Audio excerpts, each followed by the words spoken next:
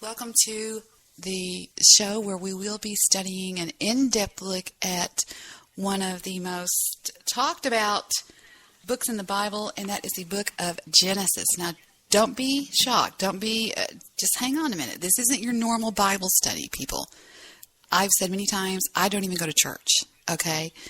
I've got my own views on things, and I have my own relationship with things. And before I go any further, let me bring on, I think, my guest co-host for this evening, and hopefully for the next several weeks on this. Now, this will be on Sunday nights only, okay? Let me see if this is him. Scott Caller, you're on the air with Debbie. Yeah, hi, Debbie. How are you? I've been here for about 15 minutes. Oh, I'm sorry. It's only 10:05. Okay.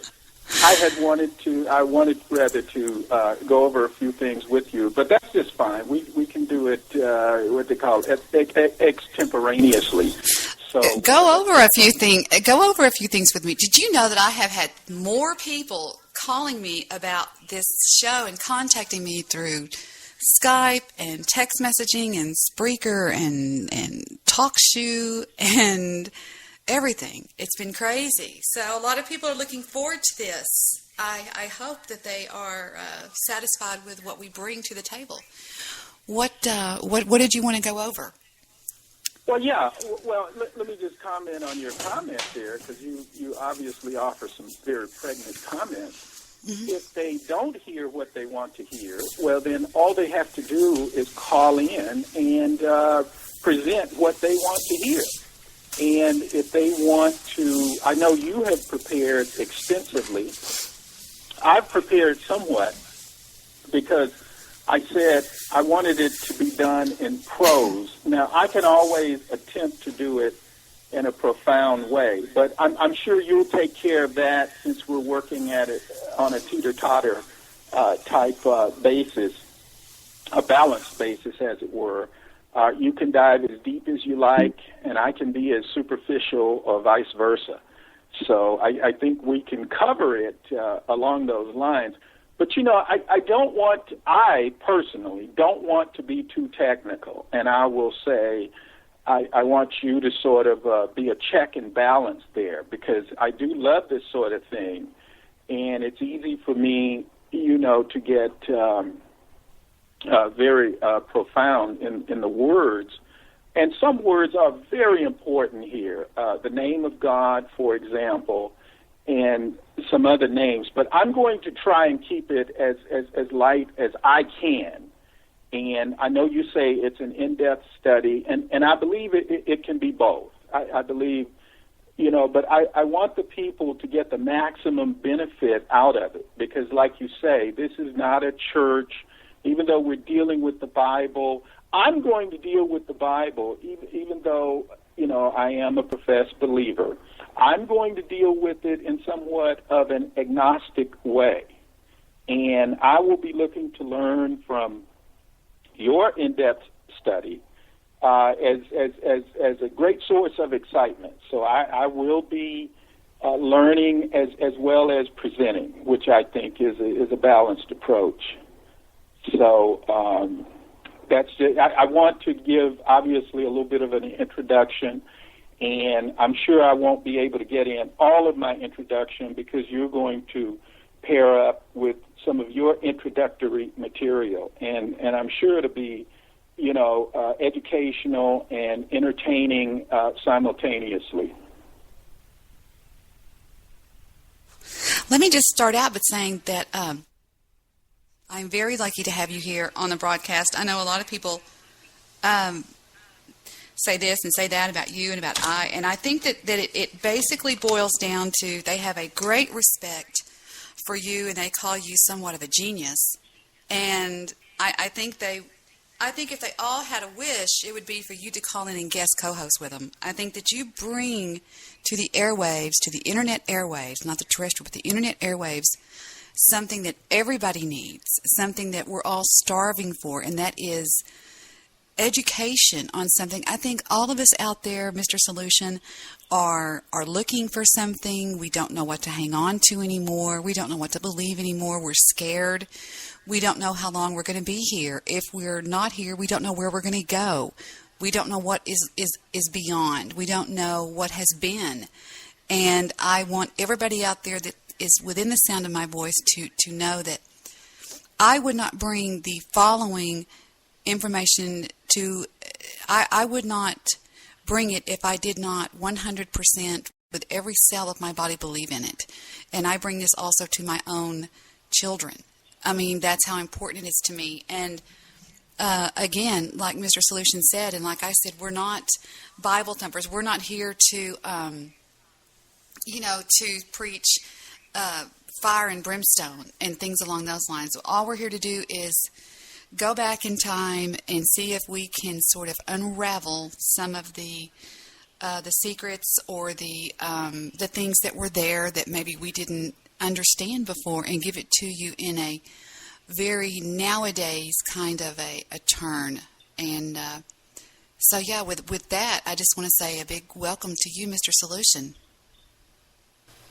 Yeah, and thank you. And another thing is, I think, through the cross-examination method, which is indeed the best probative or method of gathering information that we have, we can apply that here, and we can ask questions of anyone. Now, my reason for asking questions is to get satisfaction, just like eating. I want to be satiated. And as a result of that, I know that the same thing can be done mentally. I hope we can get an opportunity. We're going to bring in some experts, even if it's from YouTube. I think Dr. Weinberg's statement would be extremely appropriate because, he is an atheist, a lovable atheist, I might add. And his points are very poignant. But, even though I have the greatest respect for him as a scientist, I really have to question his theological background. And I think that's why we need all disciplines. We need science. Science gives us the facts, as it were. But science is also based on a certain amount of faith, the faith that we can know if we investigate. And if you read various scientific journals, you will see the word belief in there repeatedly. We believe X. We believe such and such. And that's fine. That's fine. So I think that as we proceed, we will, challenge beliefs, those that want to be challenged, and we're really looking for open minds, because this applies to everyone. This is across the board. All of us are faced with life.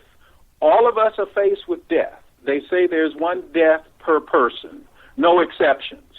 And so I think we will deal with that in a very matter-of-fact way. I do have scientific training, engineering.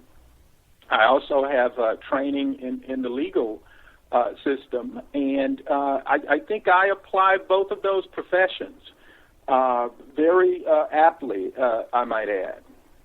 And so we should definitely enjoy this journey. The Book of and you can just say when we launch into it, if you want to go first, or I want to do an introduction.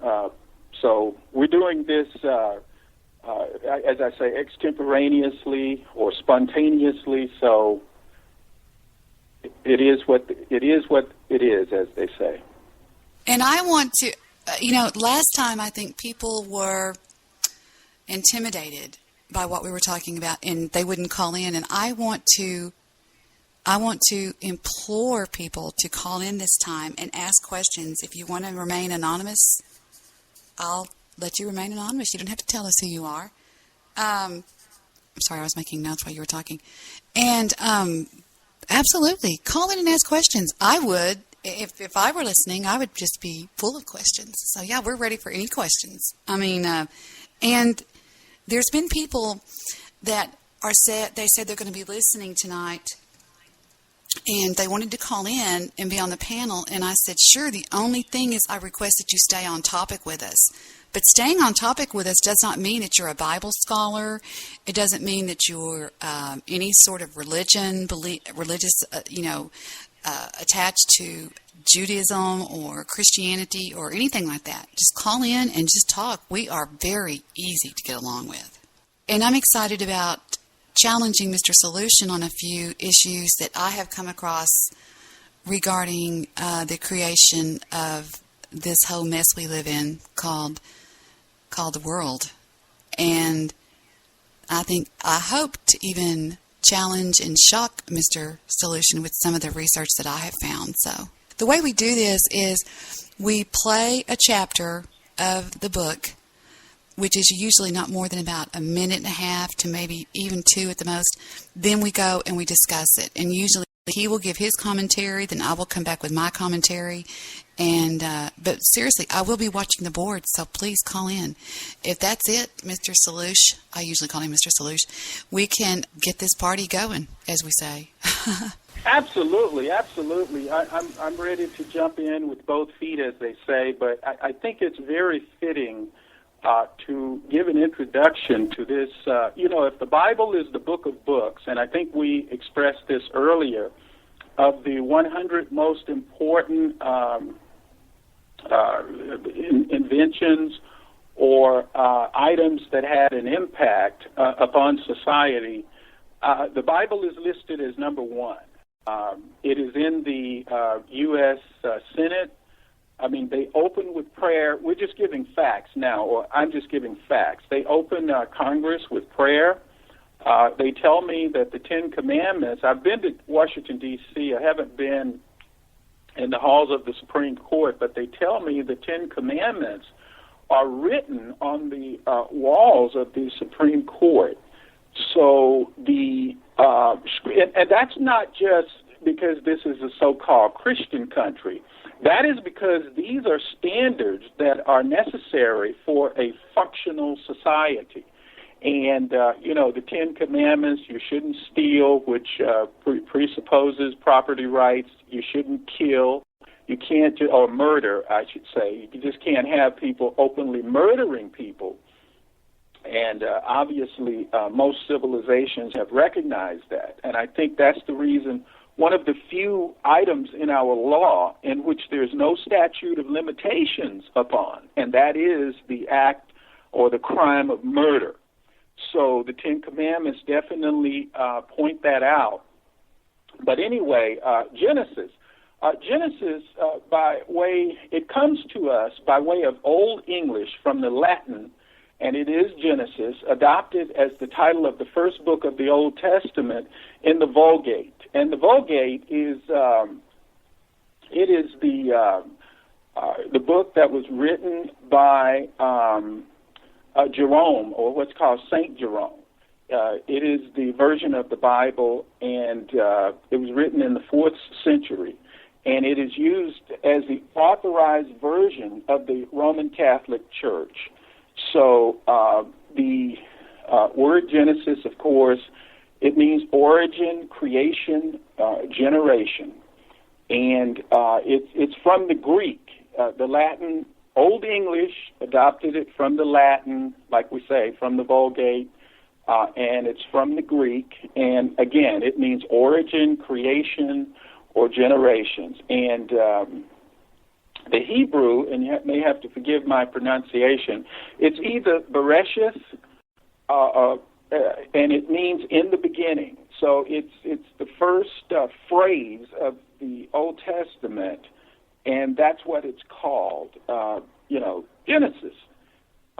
Again, it's the first book of the Old Testament. Its first words are in the beginning.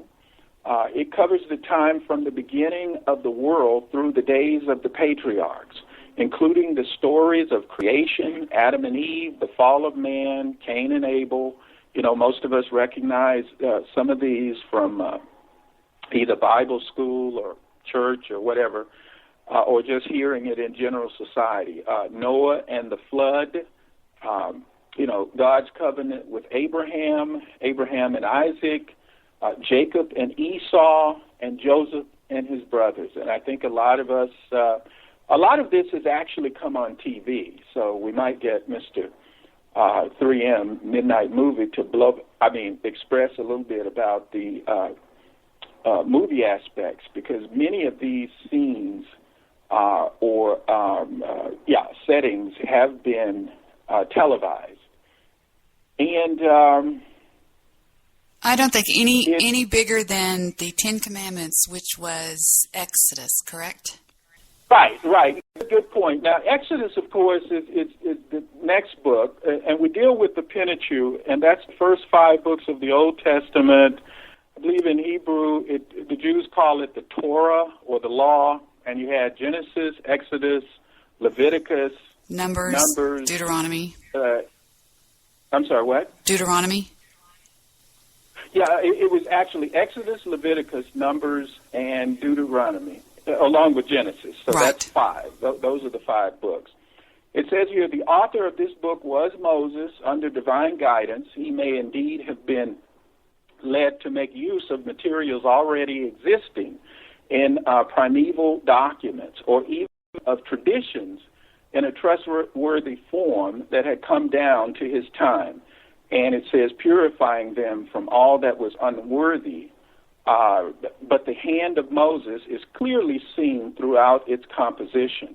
So when you read the Bible, you will see references to other books. So the writers, and that's not, that is not inappropriate, I might add, because, if God is indeed the creator of all, then all is accessible to bring the message to us. And we'll obviously deal with that. It says the first 5 books of Moses were collectively called the Pentateuch, and that's the word. It means 5-fold in the Greek. And we just named those books, Genesis, Exodus, Leviticus, Numbers, and Deuteronomy. And Deuteronomy is just a repeat of the 40 years of the Israelites wandering in the wilderness. So that is some background on the book of Genesis.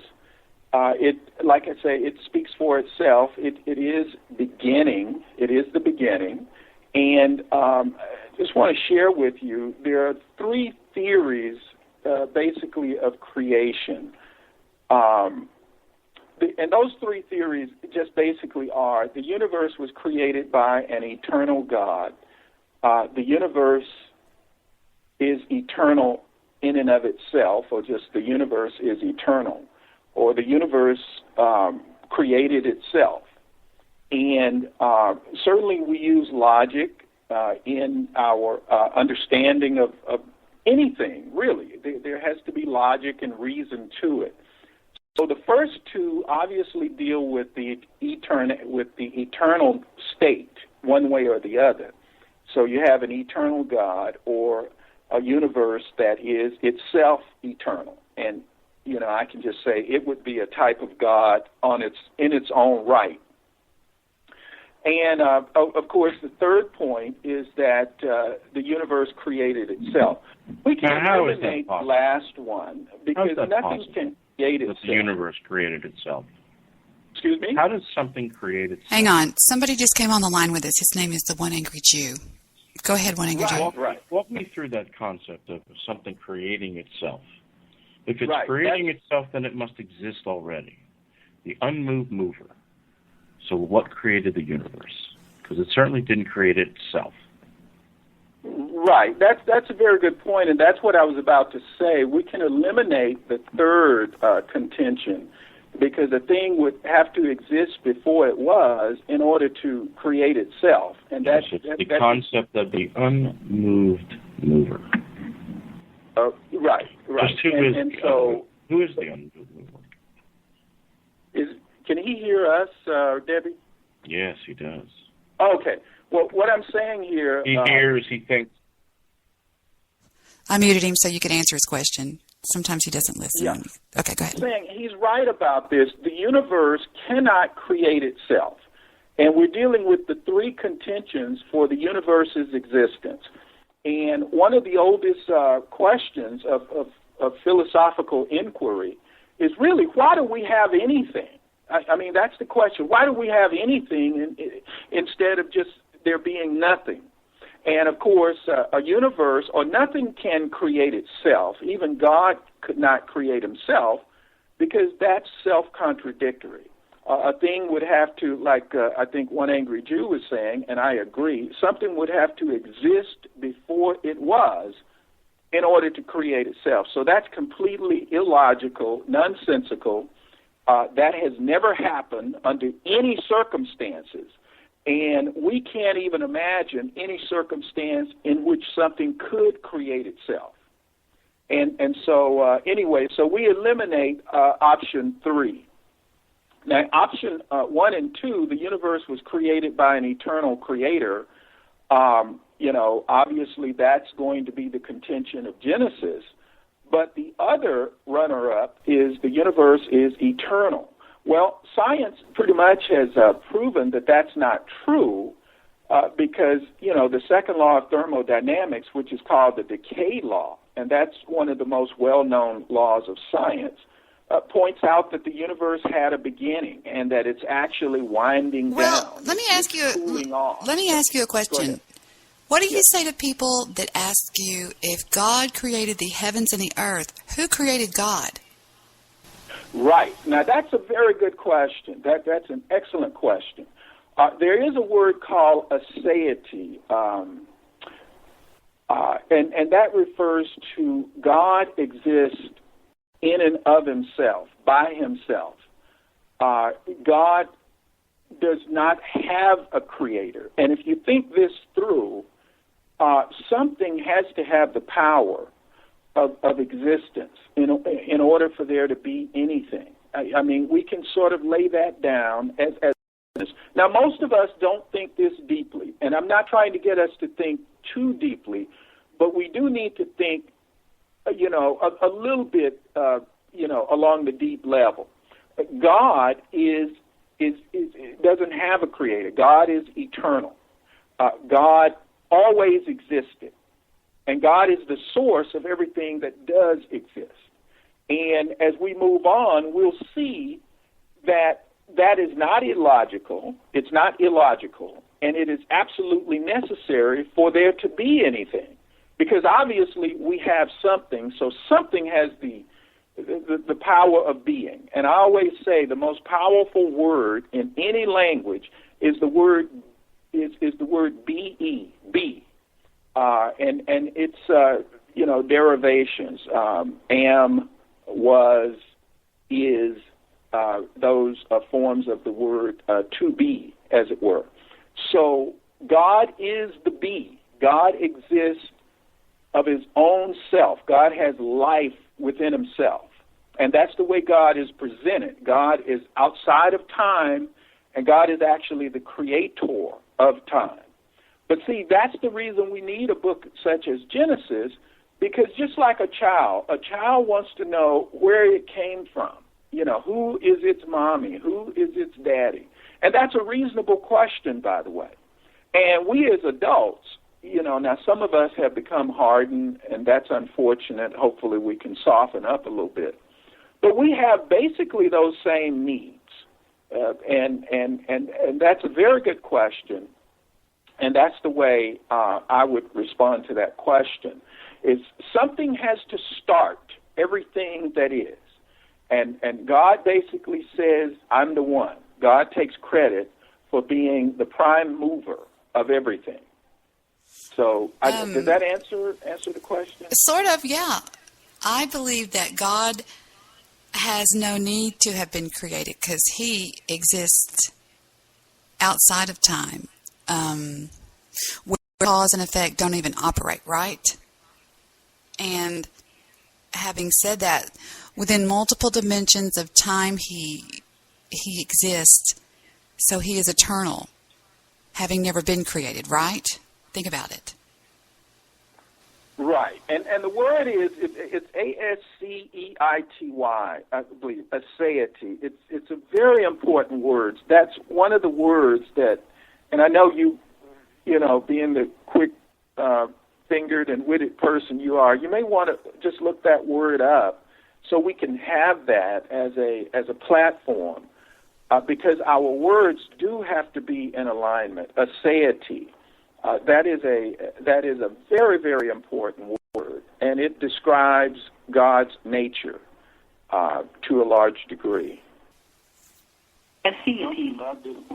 Aseity.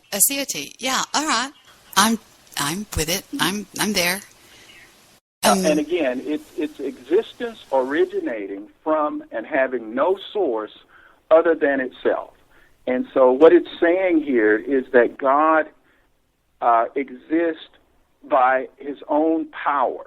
Now, most of us realize we don't exist by our own power. You know, we were having this discussion. I was taking a meditation class recently, and you know, oxygen, even though food and water are very important, oxygen is an essential nutrient. We can live without water for several days. We can live without food for a good number of days, maybe a couple of weeks. But we can't live without air for more than, a few minutes. And, of course, the contrast there is we are dependent for our lives. God is not dependent. God has his life within himself. And that's a beautiful and a wonderful thing. And I often say it's wonderful that God is good, although some people may disagree with that. But I think that's a misunderstanding of the Old Testament. But at any rate, we have some questions from the chat room. How old is the earth? Were dinosaurs around? Did they walk with Adam and Eve? Genesis is specifically wrong in every way, from God separating the waters to making plants before sun. Did Adam name all the animals, all the billions alive? What about the animals that went extinct before that? Okay. Lots of questions that maybe we don't even have the answers to. We'll try to do as best as we can. I know that. Yeah, well, let's look at that. And we're going to present the text itself. It'll speak for itself. But I want to say to people is realize that if you reject the text, then the question becomes, well, what's your answer? And I notice a lot of times people, they want to bombard, and I think some people ask out of legitimacy, and that's fine too. And I don't purport to answer every question. I think I can answer the major questions, and certainly the questions I need to put my faith where it needs to be. But we want people to understand that maybe we would like to ask you some of those questions. For the existential, reality that we see. How do you understand that it came about? But we will definitely look at that because God specifically, or the book of Genesis specifically, assigns all of creation, everything in creation, to the God called Elohim, or that's the name for God in the Hebrew, the one of plenitude, the one with a plenitude of power, ample power. Where was I? Okay, we were just wrapping up the various theories for why anything exists. That is the universe and all it contains. And the word universe is Latin for all that there is. Now, there is the term multiverse, but I think that term clouds the issue. Universe refers to everything that is. And that's the way I'm going to use it for clarity purposes. So obviously we say the universe did not create itself. Science has shown us that the universe is not eternal, that it is losing heat, and it's running down. They even talk about the Big Crunch. We had the Big Bang where everything expanded outward, and then, of course, the big contraction, which will end the universe as we know it, is called the Big Crunch. And obviously the first runner-up, and the one I think is that makes most sense, is that the universe was created by an eternal being, by an eternal sentient personality who is called God. And so I think that makes the most sense, and that's what Genesis is presenting. I want to read something. I want to read something. It says, "Is it really true that entire universes can appear from nothing? The quote-unquote science is based upon the real science of quantum mechanics, which has shown that particles can appear from nothing and disappear into nothing. Atheist scientists say that nothing is unstable and spontaneously produces some things. Although the statement is true in a limited sense, atheists aren't telling you the whole story. Why is that? Although these virtual particles appear based upon some probability statistic, they also disappear spontaneously based on the same probability.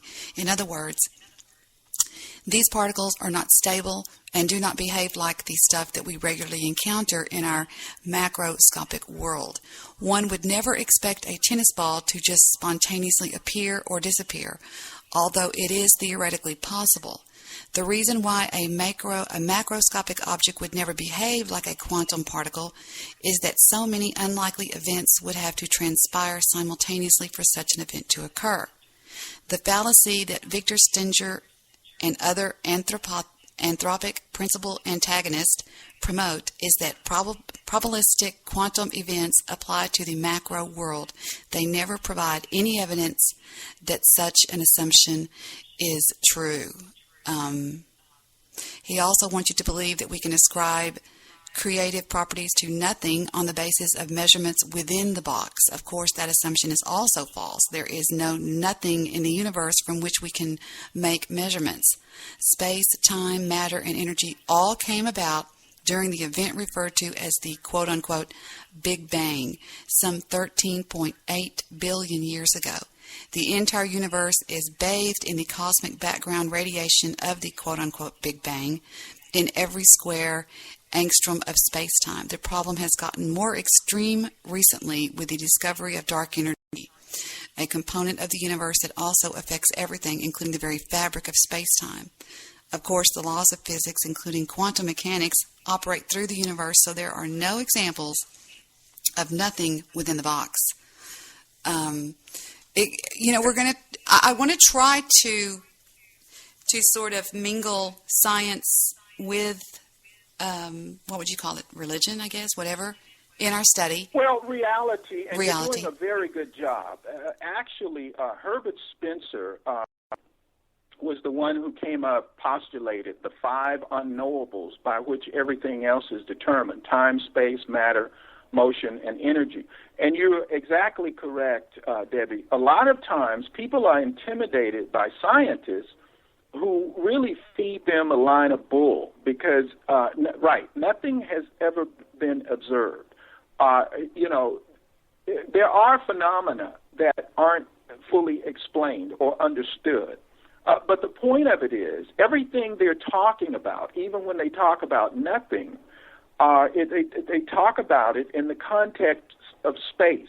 And space is not nearly nothing. Space has been defined as the theater in which everything takes place.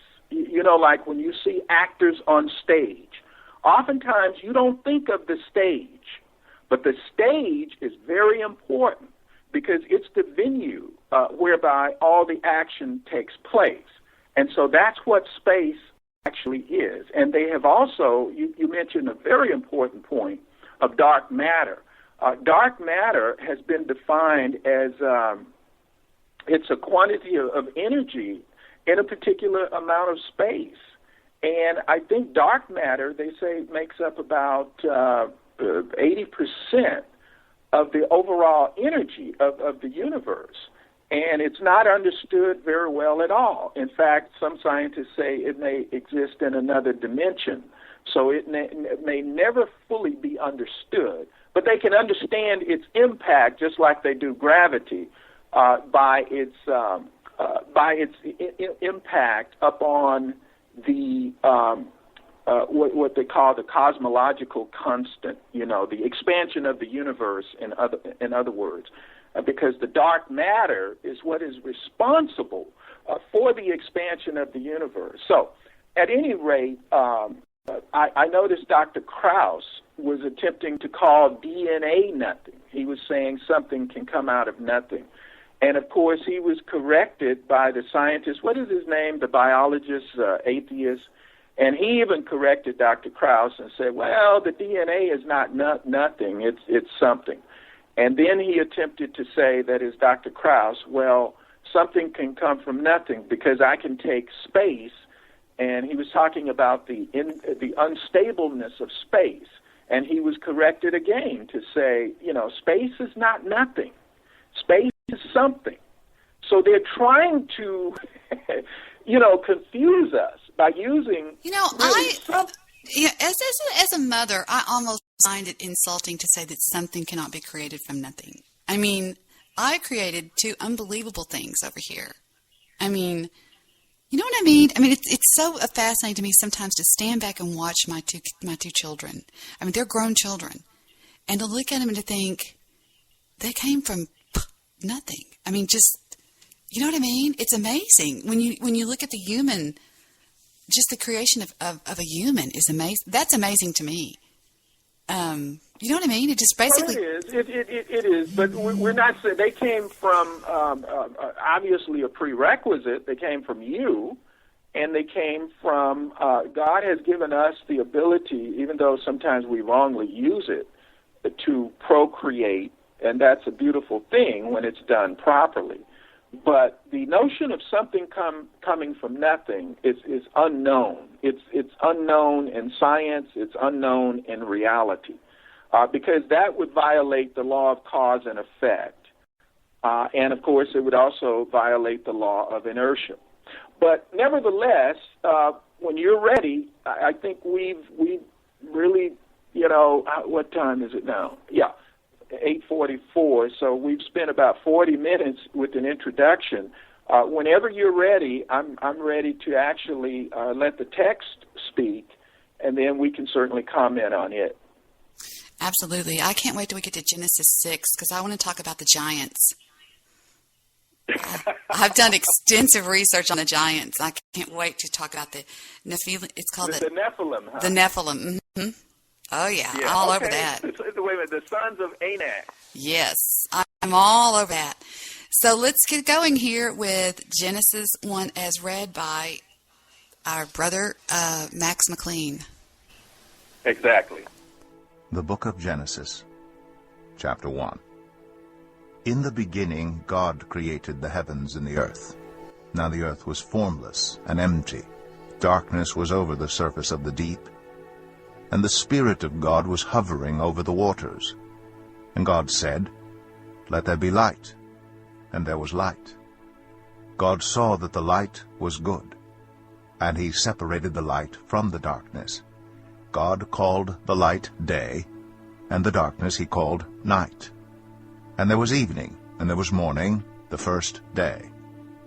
And God said, Let there be a vault between the waters to separate water from water. So God made the vault, and separated the water under the vault from the water above it. And it was so. God called the vault sky. And there was evening, and there was morning, the second day. And God said, Let the water under the sky be gathered to one place, and let dry ground appear. And it was so. God called the dry ground land, and the gathered waters he called seas. And God saw that it was good. Then God said, Let the land produce vegetation, seed-bearing plants and trees on the land that bear fruit with seed in it according to their various kinds. And it was so. The land produced vegetation, plants bearing seed according to their kinds, and trees bearing fruit with seed in it according to their kinds. And God saw that it was good. And there was evening, and there was morning, the third day. And God said, Let there be lights in the vault of the sky to separate the day from the night, and let them serve as signs to mark sacred times and days and years. and let them be lights in the vault of the sky to give light on the earth. And it was so. God made 2 great lights, the greater light to govern the day, and the lesser light to govern the night. He also made the stars. God set them in the vault of the sky to give light on the earth, to govern the day and the night, and to separate light from darkness. And God saw that it was good. And there was evening, and there was morning, the 4th day. And God said, Let the water teem with living creatures, and let birds fly above the earth across the vault of the sky. So God created the great creatures of the sea, and every living thing with which the water teems and that moves about in it, according to their kinds, and every winged bird according to its kind. And God saw that it was good. God blessed them and said, Be fruitful, and increase in number, and fill the water in the seas, and let the birds increase on the earth. And there was evening, and there was morning, the 5th day. And God said, Let the land produce living creatures, according to their kinds, the livestock, the creatures that move along the ground, and the wild animals, each according to its kind. And it was so. God made the wild animals according to their kinds, the livestock according to their kinds, and all the creatures that move along the ground according to their kinds. And God saw that it was good. Then God said, Let us make mankind in our image, in our likeness, so that they may rule over the fish in the sea and the birds in the sky, over the livestock and all the wild animals, and over all the creatures that move along the ground. So God created mankind in his own image. In the image of God he created them. Male and female he created them. God blessed them and said to them, Be fruitful and increase in number, fill the earth and subdue it, rule over the fish in the sea and the birds in the sky, and over every living creature that moves on the ground. Then God said, I give you every seed-bearing plant on the face of the whole earth, and every tree that has fruit with seed in it. They will be yours for food. And to all the beasts of the earth, and all the birds in the sky, and all the creatures that move along the ground, everything that has the breath of life in it, I give every green plant for food. And it was so. God saw all that he had made, and it was very good. And there was evening, and there was morning, the 6th day. Okay, there we go. I made some notes. He said... Go ahead. Go ahead, Debbie. What did he mean by our image? I wrote that down. Why did he say fill the earth and subdue it? And Right. all plants for food. Debbie, let me tell you. Okay. This was so beautifully executed. I said, there need be no more. This is it right here. I'm just teasing, of course, but in a way I'm not. I mean, just what I heard was just so inspiring. Because just think of it. I used to read Reader's Digest quite a bit, and they had a penchant or they were inclined to present things in a very succinct way. Now, just what has just happened here is from the beginning, the creation of the universe, plant life, animal life, the celestial beings, bodies, as it were, everything was described in 31 little verses. Now, I defy anyone to match that. Oh, shit. And I thought my Thanksgiving dinners were something to behold. Yeah, this is absolutely phenomenal. Just the succinctness, the extreme brevity and conciseness of what has been stated. But at any rate, I know it does bear some discussion, so we'll go ahead and do that. But I am absolutely elated with this narrative here. So what it says here is, in the beginning, in the beginning, God created the heavens and the earth. So this is very, very clear. God did it, and we have time, space, matter, motion, and energy. We have all the 5 unknowables by which everything else is measured, presented right here. And I think the NASA astronauts, when they either went into space or landed on the moon, this is the quote. They quoted, from the scriptures. And I'm not saying that needs to appeal to everyone, but what I am saying is they felt it was important enough to,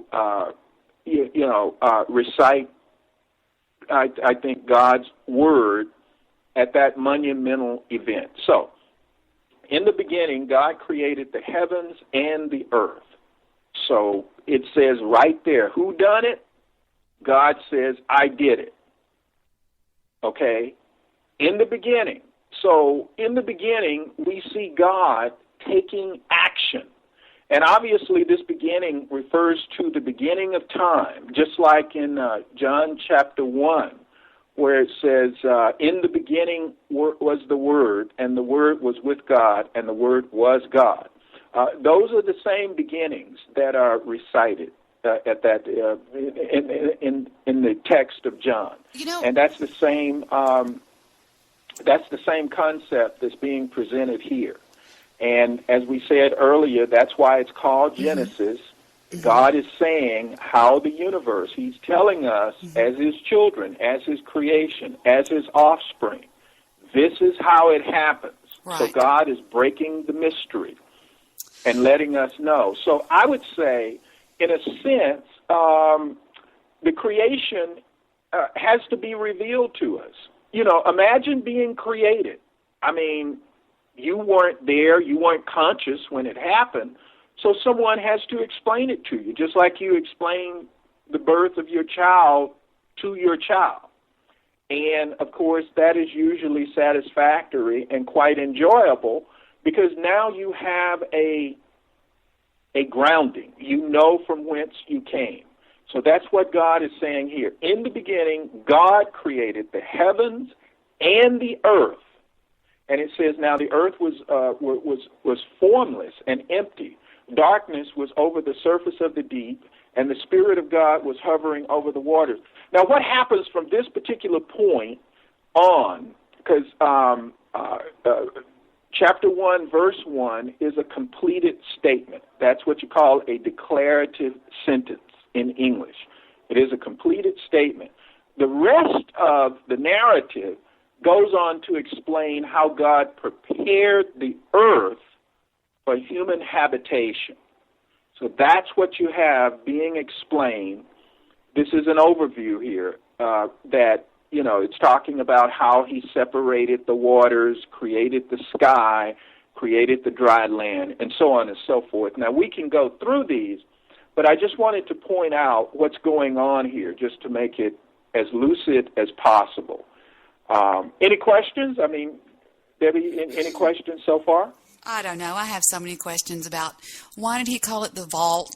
I mean, because if I think of a vault, I think of something that's locked and you're not allowed to go into the vault, or something that's packed away, or something. I have so many questions. It's ridiculous. It could go on forever. The book of Isaiah, chapter 57, quotes God.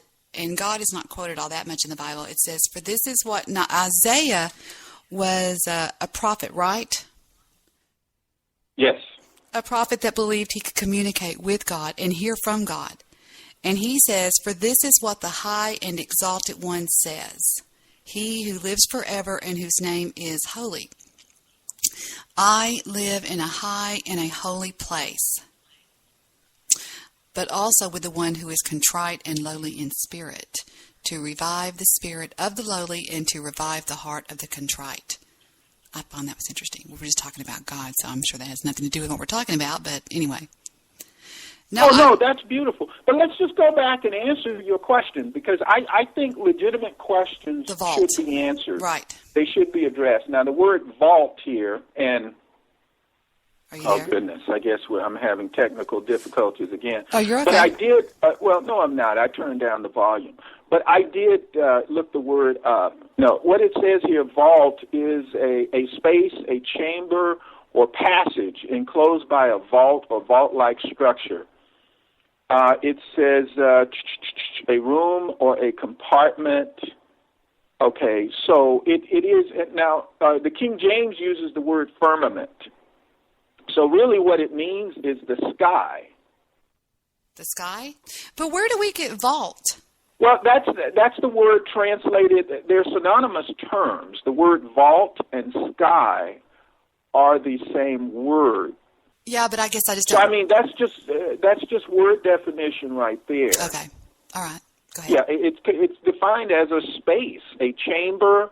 He was separating the waters, and there was water suspended above the earth. We'll get to that. It's called a canopy. And you'll see that comes into play during the deluge, where that was part of the water that flooded the earth. And remember, air actually contains water. You can take a volume of air and actually reduce it to water, to moisture. Condense it. I should use the term condense it to water. So that's what it means, the word vault or the word firmament. I have both the King James, I have them here parallel. And so now you may agree in verse 6, now it uses the word, it says God called the vault sky, right? Right. Exactly. Yeah, and it says in verse 6, I'm reading the King James, and God said, let there be a firmament. So I actually looked those two words up last night. So firmament and vault both mean sky. So is that okay? Okay. Right. Exactly. I'll go with that. Yeah, okay.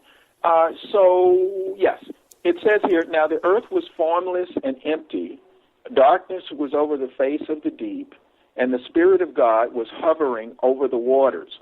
So this hovering here is obviously God is in the creative act. This is a beautiful thing. We have a master builder here that is going about his work. So I'm just standing back as one of the audience and just marveling at the work that's being done. So, proceeding here, it says, now the earth was formless and empty, and darkness was over the face of the deep. Now that's going to be remedied by the master builder. It says, and the Spirit of God was hovering over the waters. Verse 3, and God said, let there be light, and there was light. Now the beautiful thing here, we say, how does God create? Well, God speaks. God can just speak things into existence. No matter how much science we study or we have it right here, supernatural activity is going on in order for the reality that we know to exist, for it to exist. Supernatural activity is taking place here. And I think it's a wonderful thing when it's properly understood. So God speaks things into existence. So what we have God doing here in verse 3 of Genesis chapter 1, and God said, let there be light, and there was light. So by the power of God's being, he speaks things into existence. And verse 4, of course, says, God saw the light was good, and he separated the light from the darkness. God called the light day, and the darkness he called night. And there was evening and there was morning the first day. Now, one of the things that people talk about is the day-age, scenario. That's not really, the language here doesn't allow for that, because day can be an age. It can be a period of time, but here, when you have the number 1 attached to day, it is the days as we know them. And we'll see corroboration of that in Exodus, I believe, chapter 20, where Moses, the author of the book, is telling the Israelites, and they were not a greatly educated people, what you call super sophisticated people. They were just normal people. There's nothing wrong with that. And my point here is he was presenting this information to them in a way that they could understand it. And they did understand it, by the way. and this goes to the Sabbath day, or the seventh day, the day of rest that they were to observe. And so what we have here is, God calling what we call it today. We call it night, the absence of sunlight, and we call day, the presence of sunlight. So that hasn't changed. What do you think about the notion of God speaking things into existence, in this case, light, and he's calling them by the name that we call them today, day and night? I think it's amazing. I think I'm listening to every word you're saying, and I'm in complete agreement with everything you're saying. I feel like I'm listening to a professor teach on sort of a mix of philosophy and spiritualism with... I'm just listening to you, to be honest with you. I don't have anything to add so far. Well, again, and thank you. The power of this is God can speak things into existence. Now, human beings, being godlike, being created in the image of God, you think the power of a monarch or the power of a president, the president speaks things into existence too. Now, of course, human beings have to carry it out. But still, it's the Word. It's the power of the Word and the one that's speaking the Word. And even we are told to, speak according to truth, speak your reality, live your reality. So I think all of us have an essence of creative ability.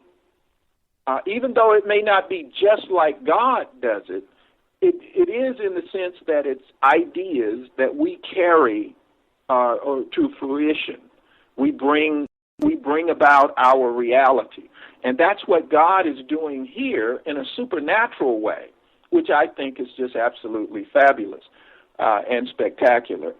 Verse 6 says, "And God said, let there be a vault between the waters to separate waters from waters. So God made the vault and separated the waters under the vault from the waters above it. And it was so. God called the vault sky, and there was evening and there was morning the second day." So we see the first day God created light, and and on the second day the waters were separated. The sky was created, in other words. So we talk about the water being above, and this may account for the longevity of what we call the antediluvians, is that there was a canopy that really, the same sun that gives us life also ultimately kills us, the radiation, and you can see some people age really rapidly who, inappropriately lay out in the sun and get all wrinkly and this kind of stuff. And that's the sun's deteriorating effect. It's breaking them down.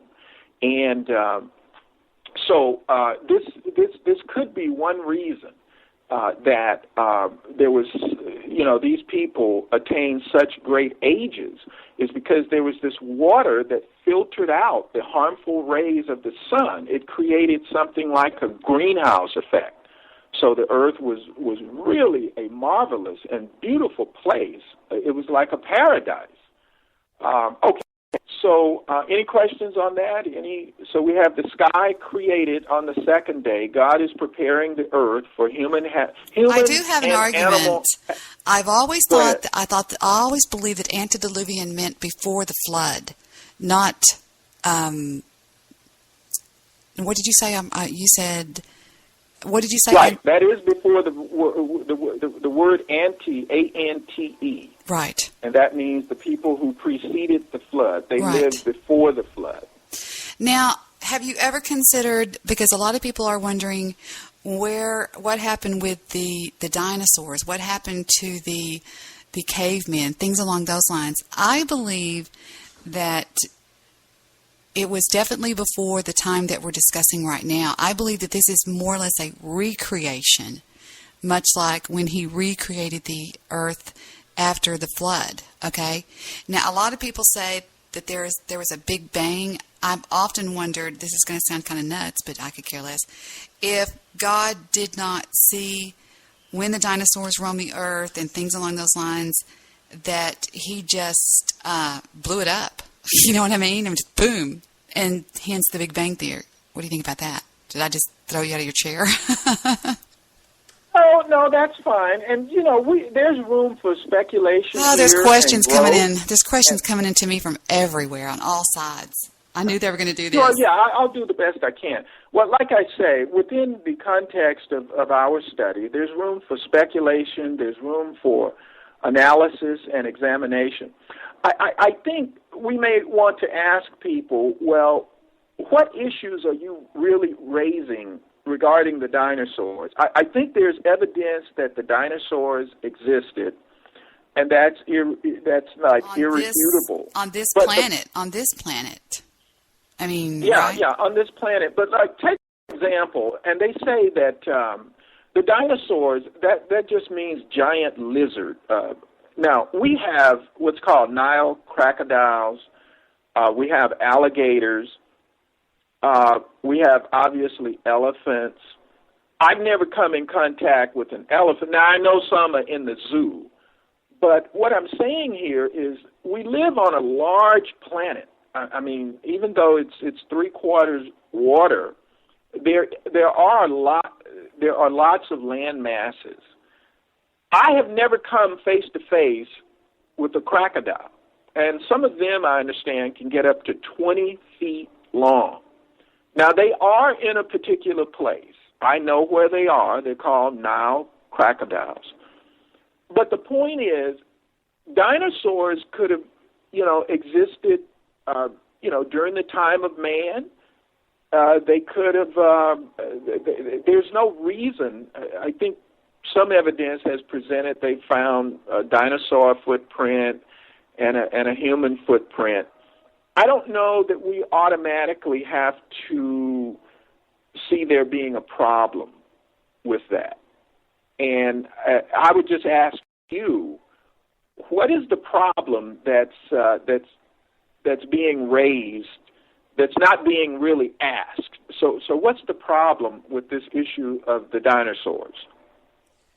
People are just wanting to know where they play into the Bible. I think I may have some answers where it says that an aura of mystery surrounds dinosaurs. Where did they come from? Did they evolve? Did they really live millions of years ago? What happened to them? Are they living today? Has anyone ever even seen a dinosaur? Children and adults alike are absolutely fascinated with these monsters. Numerous books and movies have been made about them. The truth of the matter is there are no real mysteries at all once you have key information that is not generally known and generally is withheld from the public. Dinosaurs did, in fact, roam the earth in ancient past. Fossils have been found all over the world, and bones are displayed in museums, okay? When were they found? The story of the dinosaur discovery began in the 1820s when Gideon Mantell, an English doctor, found some unusual teeth and bones in a quarry. And then hence blah, blah, blah, blah. When did they live? Well, the story we have all heard from movies, television, newspapers, and so on and so forth say that they lived millions of years ago. However, according to evolutionists, the dinosaurs, quote unquote, ruled the earth for 140 million years, dying at about 65 million years ago. However, scientists did not dig up anything labeled with those ages. They only uncovered dead dinosaurs, the bones, and their bones do not have any